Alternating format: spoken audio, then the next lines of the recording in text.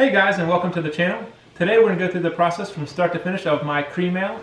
I call this the tip of the tail cream ale, and it consists of 6 pounds of 6-row malt, 3 pounds of 2-row malt, 1 pound of flaked corn, and should be half a pound of flaked oats. We had to substitute some of the instant oats just because of what I had on hand.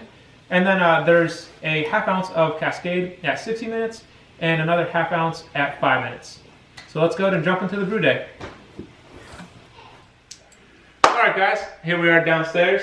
We have all of our ingredients laid out. So I have my ingredients here and all my equipment set out here. The first thing I want to do is go ahead and get some water on the stove and start getting that up to striking temperature. As soon as I have that on the stove, I'm going to go ahead and move it towards getting everything sanitized and prep for the brew day. So I'm going to get started. Our water on the stove reached 168 degrees, and we add that to the mash tun at that temperature because once I add all of my grains, that's going to drop the temperature back down to 150 degrees. And 150 degrees is what I want to be at for the enzyme conversion, and that will sit at that for a 1-hour mash. So here I'm adding my 2 base malts, which is going to be 6 pounds of a 6-row malt and 3 pounds of a 2-row malt, and that's our primary fermentable. Additionally, we add corn flakes, which is a common fermentable to add into the cream ale, and adds a little bit of flavor, but it's also something that's highly fermentable and will add to the overall ABV, so the alcohol. And then the last thing we're adding is a pound of the instant oats in this case, but normally that would be a flaked oat or some kind of brewer oat or something like that. And the reason I do that is because that will add to a little bit of creaminess to the beer overall, the mouthfeel, and it will add to the head retention.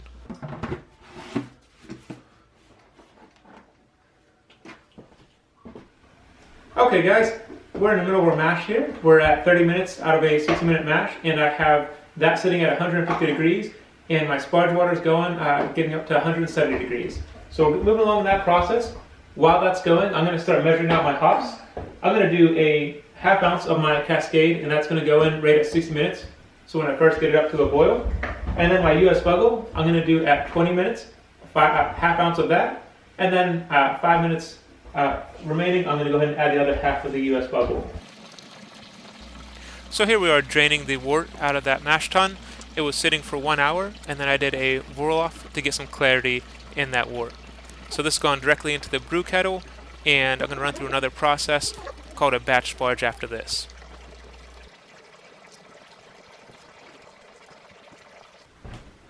Okay, I have roughly 4 gallons of 170 degree sparge water I'm going to add in now. And this is all part of doing a batch sparge. Eventually, the goal would be to get to do a fly sparge, but right now this is what we're working with.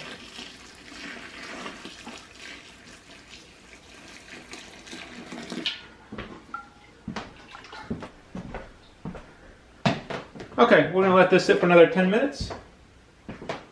And then we will whirl off again and drain it into the kettle. Okay, put my 170 degree sparge water in here. It's been sitting for about 10 minutes. I'm going to whirl off again to get that clarity. And then we will start draining this into the brew cradle. And so here you can see me running through that whirl off process. I didn't record it the first time around, but here you can see it's simply pouring out the wort. You're going to get a lot of just chunks of the grain and everything else in that initially, and then you pour it slowly back over the grain bed, and that'll help that kind of settle, and you'll get a lot more clarity coming out of the mash tun and into your wort.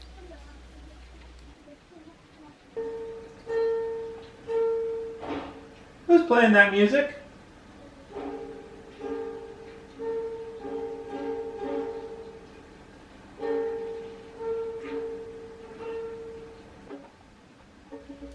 I just keep draining as much as I can out of the mash tun until I have my pre-boil volume, which in this case I wanted to get around 6 gallons. And so here you can see we have the boil going. We're going to have the timer set for 60 minutes and do our first half ounce hop addition. Alright, 20-minute hop addition.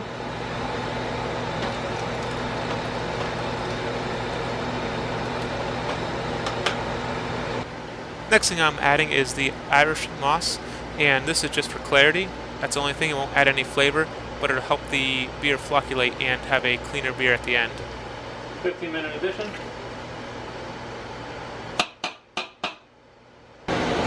Alright, final hop addition at 5 minutes.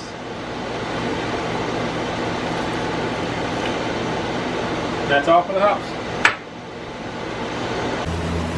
Alright, so we are now chilling the wort.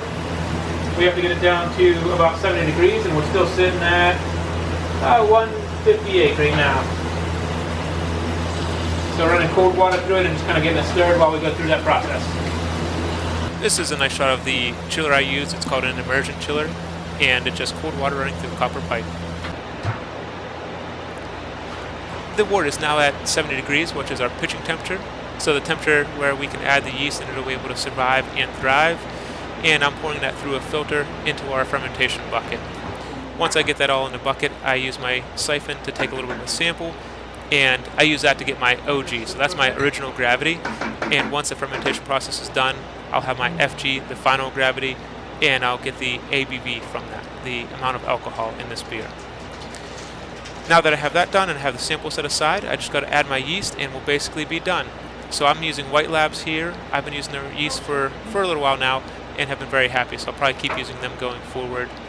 And I'm just dumping that right into my wort. For this one I don't use a starter because it's lower alcohol content. And once I have that all in there, I'm going to go ahead and oxygenate it. This is the only point during the brewing process where you're actually trying to add the oxygen. Once you get through that fermentation process, you want to keep that oxygen out because that will actually cause harm and reduce clarity of your beer. So here I already stirred it up. Now I'm going to kind of shake the lid a bit and just try to get that oxygen into the wort for that yeast.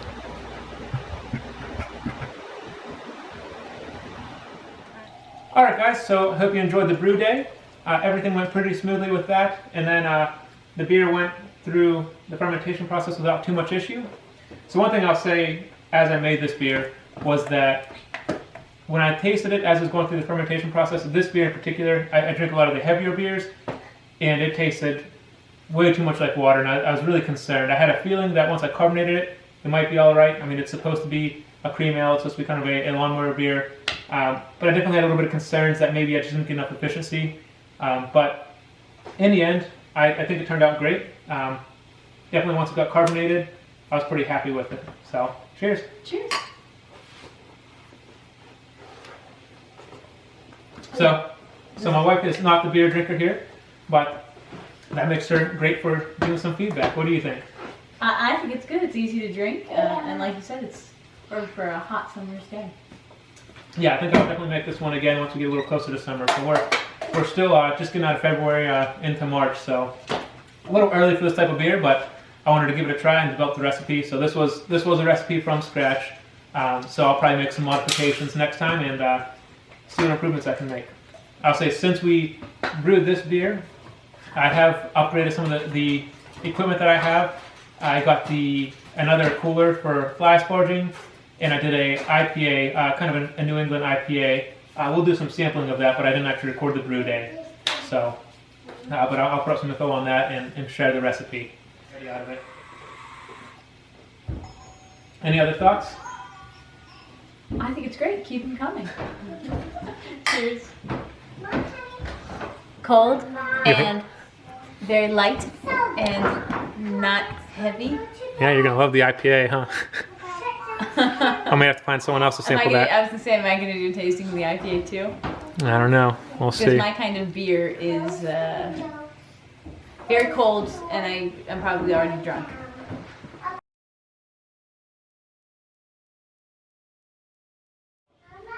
Flaked oats, but I'd use some instant oats